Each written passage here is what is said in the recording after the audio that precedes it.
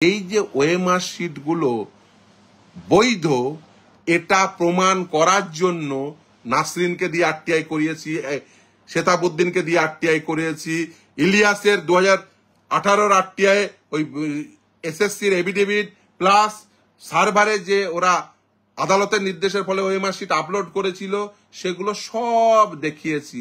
কি প্রমাণ করতে চেয়েছি?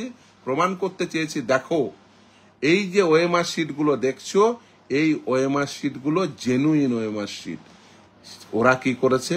ওরা উল্টে যারা এইসব বলছেন আজকে বলছেন বিকাশ রঞ্জন ভট্টাচার্য এদের ক্লায়েন্টরা, আমাদের ক্লায়েন্টরা পরীক্ষায় বসতে পারবে না। আমি পরে ওই অংশ পরে আসছি, বুঝেছি যে ডুবেছে কেন। পরের ওই সিলেকশনে বসাবেন না, আবার দেখবেন বুঝতে পারা যাচ্ছে আসলে নিউ সিলেকশন কিভাবে করাতে চাইছেন। আসলে ওরা চাইছেনই না নতুন সিলেকশন করাতে। এই যদি তৃণমূলের সাংসদের বক্তব্য হয় এই জাজমেন্টের পরিপ্রেক্ষিতে যে না বিকাশ রঞ্জন ভট্টাচার্যদের মক্কেল নাসরিন খাতুন শেতাবুদ্দিনরা পরীক্ষায় বসতে পারবে না, মানে বুঝতে পারছেন খুব স্বাভাবিক তারা আমাদের কাছে আসবে। নিশ্চিতভাবেই তিনি তো সাংসদ আইনজীবী, নিশ্চিতভাবে এই বুদ্ধি তিনি তার দিদিকে দেবেন।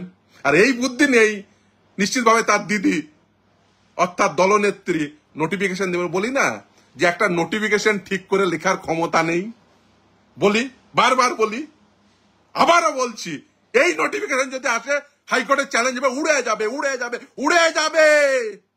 ফিরদৌস শামীম বলছে উড়ে যাবে, উড়িয়ে দেবো সেকেন্ডে উড়িয়ে দেবো। নোটিশ দিয়ে দেখা বলবেন যে শেতাবুদ্দিনরা নাসরিন খাতুনরা পরীক্ষায় বসতে